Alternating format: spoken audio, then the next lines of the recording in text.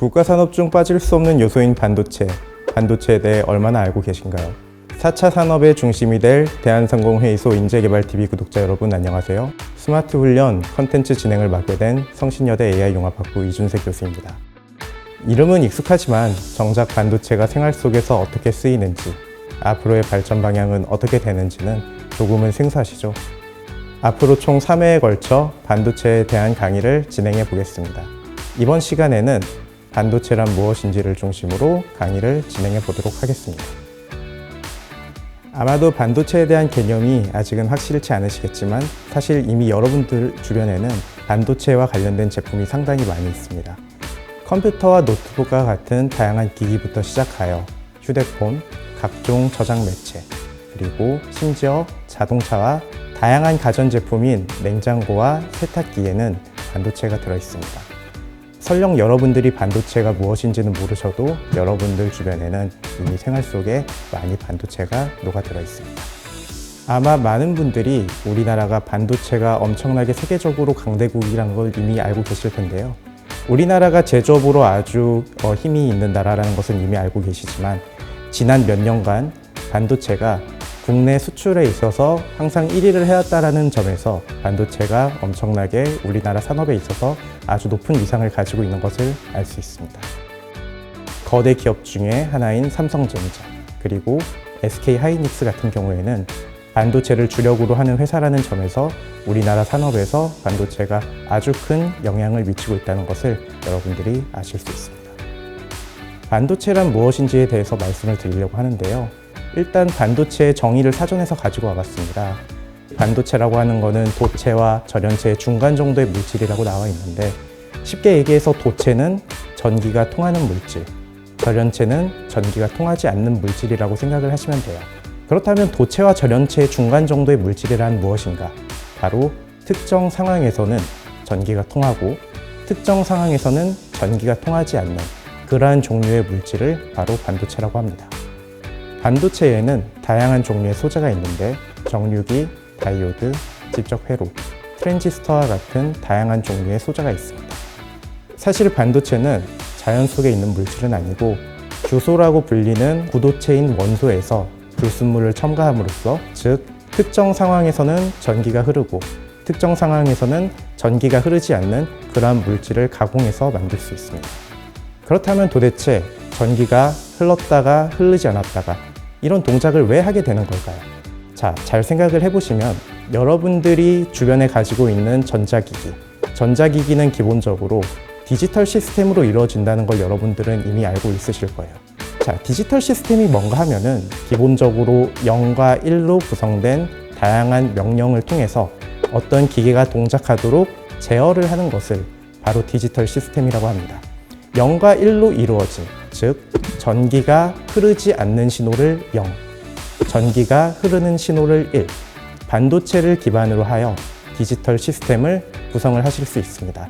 따라서 여러분들이 가지고 있는 모든 전자기기에는 기본적으로 반도체를 통해서 동작을 하고 제어가 하는 동작이 들어가 있다고 생각을 하시면 될 것 같습니다. 반도체 소자 중에는 트랜지스터라는 것이 있습니다. 이 트랜지스터는 하나의 1과 0을 표현을 하는 가장 작은 반도체 소자라고 생각을 하시면 됩니다. 이러한 트랜지스터가 수십억 개를 모아서 하나의 칩으로 만드는데, 이 칩이 컴퓨터에 들어갈 수도 있고 스마트폰에 들어갈 수도 있고 다양한 전자기기에 들어가면서 정보를 저장하거나 혹은 연산을 수행하는 다양한 종류의 두뇌 역할을 하는 기능을 수행하게 됩니다. 반도체의 종류에 대해서 말씀을 드리려고 합니다. 반도체는 크게 사용 용도에 따라서 두 가지 종류로 나뉘게 됩니다. 메모리 반도체, 그리고 시스템 반도체로 나뉘게 됩니다.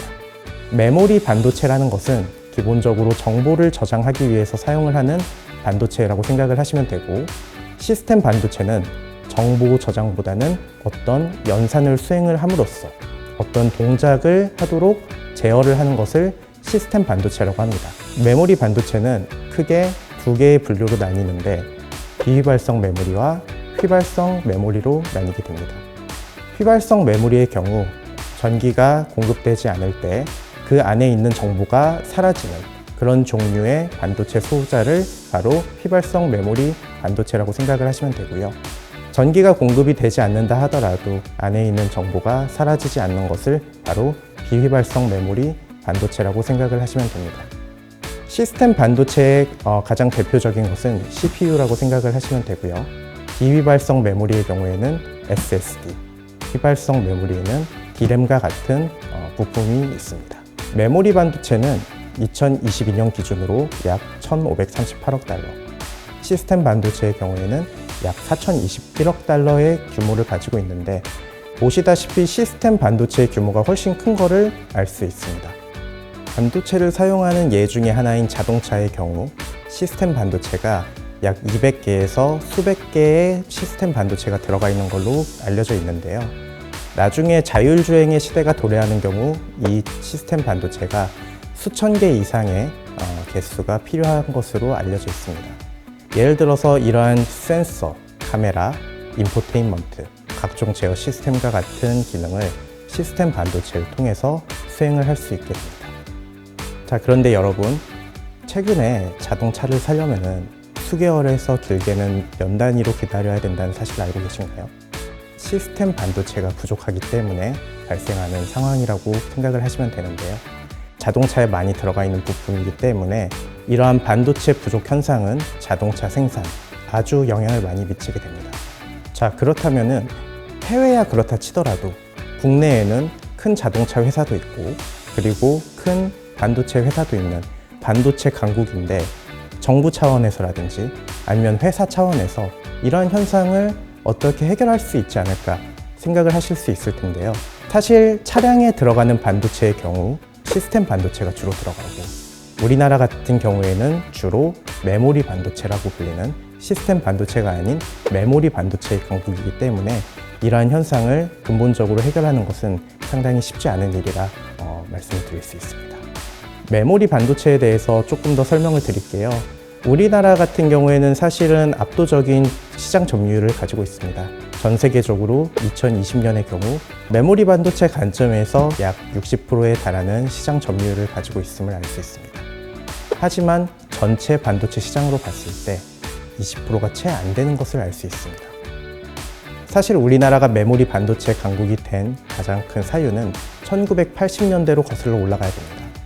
1980년대만 하더라도 반도체 시장을 전체적으로 보았을 때 우리나라는 후발주자로서 반도체 사업에 뛰어들 수밖에 없는 상황이었어요. 메모리 반도체와 시스템 반도체 두 분야를 전부 다 잡기에는 우리나라의 자원이 제한적이었기 때문에 이 중에 하나를 선택적으로 발전을 시킬 수밖에 없는 상황이었습니다. 1980년대 당시에는 시스템 반도체에는 인텔이라고 하는 거대 기업이 독점을 하고 있었습니다. 특히나 시스템 반도체의 경우에는 복잡한 설계 기술이 요구되는 반면에 메모리 반도체는 미세 공정이 더 요구가 되는 상황이었습니다. 아무래도 1980년대 당시에 우리나라가 둘 중에 하나를 선택을 하려고 한다면 메모리 반도체를 선택을 해서 발전을 시키는 게 더 승산이 있는 상황이었기 때문에 시스템 반도체보다는 메모리 반도체에 집중을 하는 것이 조금 더 승산이 있는 상황이었습니다. 1983년에 삼성전자가 반도체 진출을 선언한 후 9개월 만에 64K D램, 그리고 9년 후에는 세계 최초로 64메가 D램을 개발하였습니다. 이렇게 우리나라는 기술력만 좋았던 게 아니라 사실 메모리 반도체 강국이 되는데 주변 상황도, 세계적인 상황도 도움을 주었는데요. 미일 반도체 협정과 같은 다양한 사건으로 인하여 그 당시 D램의 강자였던 일본의 상황이 어려워지면서 삼성전자는 메모리 반도체 점유율 1위에 오르는 등 우리나라가 메모리 반도체 강국이 되는 아주 좋은 상황이 발생하게 되었습니다. 우리나라가 메모리 반도체 분야에서 아주 높은 시장 점유율을 가지고 있는 것과는 달리 시스템 반도체 분야의 경우 전 세계적으로 봤을 때 메모리 반도체에 비해서 약세인 것은 사실입니다. 아무래도 우리나라가 역사적으로 메모리 반도체에 조금 더 집중을 했기 때문에 그럴 수밖에 없는 상황인데, 사실 최근에는 시스템 반도체의 비중과 중요성이 커지고 있음에도 불구하고 이런 메모리 반도체에 조금 더 집중을 했었던 역사적인 상황 때문에 산업체 다양한 측면에서 다른 나라의 기업들에게 밀리기 시작을 하였습니다. 앞으로 4차 산업혁명이 다가옴에 따라 다양한 애플리케이션이 개발이 될 것이고 그 애플리케이션은 높은 수준의 지능을 가진 기계가 필요하게 됩니다. 다른 얘기로 말씀을 드리면은 이러한 높은 수준의 지능을 가진 기계를 사용하기 위해서는 더 성능이 좋은 시스템 반도체가 필요하기 때문에 지금 현재 우리나라가 가지고 있는 상황보다 조금 더 발전이 된 시스템 반도체에 대한 투자가 필요하게 되겠습니다. 오늘은 반도체는 무엇인지 반도체의 종류에 대한 강의를 진행해 봤습니다. 대한상공회의소 인력개발원에서는 반도체 관련 교육들이 전문가의 지도 아래 운영되고 있는데요. 반도체 설계 전문가, 시스템 반도체 개발자, 반도체 장비, 전장 제어 실무 등 이외에도 많은 교육과정들이 준비되어 있습니다. 특히나 대한상공회의소 인력개발원은 교육비, 기숙사, 식비, 교재가 전액 국비로 지원되고 협약업체와 취업 연계도 가능하니 관심 있으신 분들은 대한상공회의소 인력개발원 홈페이지를 통해 확인하시면 되겠습니다. 이번 시간 강의는 여기서 마치도록 하고 다음 시간에는 반도체 시장에 대해 알아보도록 하겠습니다. 감사합니다.